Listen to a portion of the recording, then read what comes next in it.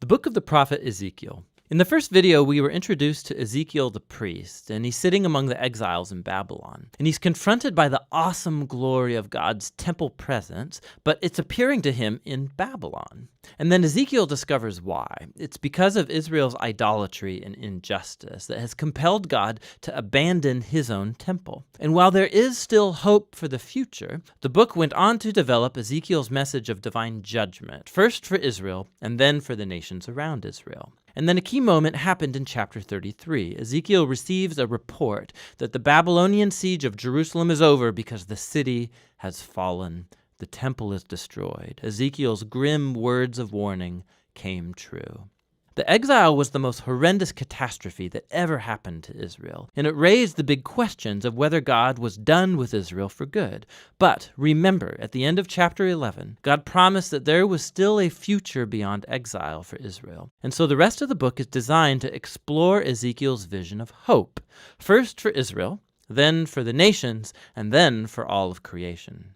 The hope for Israel begins with God promising to raise up a new David, a future messianic king, who's going to be the kind of leader that Israel needed but never got. And this new Israel, who's going to come under the messianic king's rule, is going to be a transformed people. God's going to deal with the heart of their problem of rebellion by giving them new hearts. It's just like Moses promised at the end of the book of Deuteronomy. God says he's going to remove their hard hearts and send his spirit into his people to give them new, soft hearts that can love and obey their God. And this idea gets developed in the next strange vision. Ezekiel sees a huge valley filled up with dry human bones and skeletons, and God tells him that it's an image, a metaphor for Israel's spiritual state. So their rebellion against God, it resulted in exile and the literal death of many people, but it was also a metaphorical death of their covenant relationship. And God tells Ezekiel that his spirit is coming to bring his people back to life. And so this wind comes, and it causes all of the bones to stand up, and it fills them with breath and life, and then skin grows over the bones, and then all of a sudden Ezekiel sees all of these new humans standing in front of him. Now this vision, it's recalling the story about the creation of humans in Genesis chapter 2, where God made humans out of dirt and divine breath. And so Israel and all humanity have rebelled, resulting in death. And so the only hope is that God would perform a new act of creation and remake humans in such a way that they can truly live in a relationship of love with God and with each other.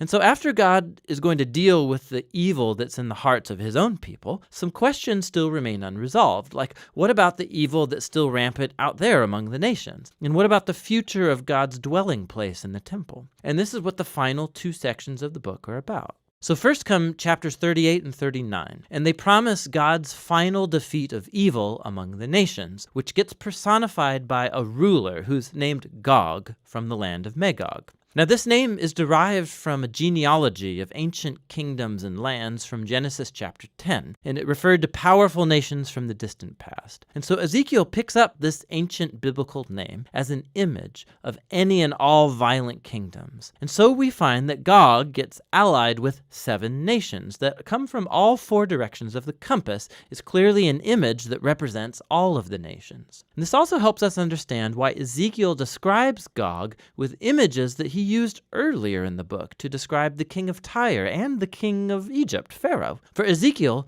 Gog is an amalgam of all of the worst, most violent people in the Bible. Gog is the archetype of human rebellion against God.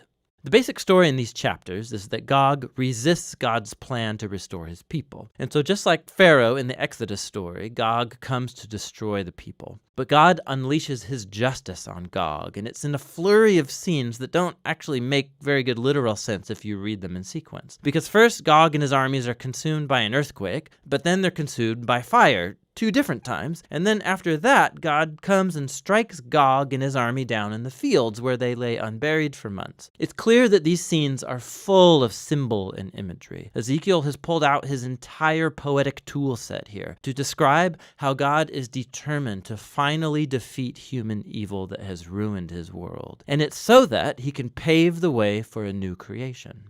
And so once evil is finally dealt with among the nations, the last section of the book describes how God's presence is going to one day return to his people and his temple to bring cosmic restoration. So Ezekiel first gets this long, elaborate vision of a new temple and a new city. He's given this heavenly tour guide who shows him around the new temple complex, and it's much larger and more majestic than even Solomon's temple. There's a new altar, new priests, a whole new system of worship. And then after this elaborate tour, God's glorious throne chariot that he saw back in his first vision comes back, and it enters the new temple. Now, the meaning of these temple visions has been the source of debate for a long, long time. So some Christian and Jewish readers believe that this vision will be fulfilled literally one day, and that these chapters offer the actual blueprints of the new temple that will be built when the Messiah returns and brings God's kingdom. But many other Jewish and Christian readers think that this vision, like all of Ezekiel's other visions, is full of symbols, and they depict the reality of God's presence returning to his people in the Messianic kingdom, but not necessarily in the form of an actual building.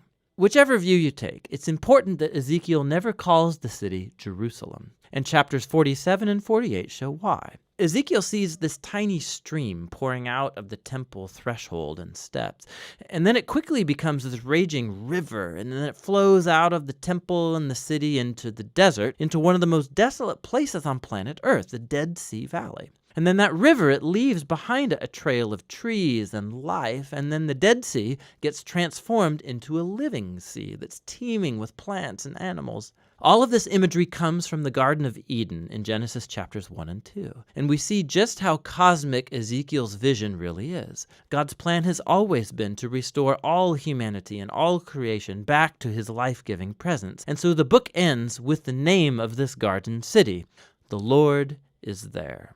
And so Ezekiel's visions come to a close, full of hope for a new future, new humans living in a new world that's animated by God's life-giving spirit. It's a world permeated with God's love and justice. And that's what the book of Ezekiel is all about.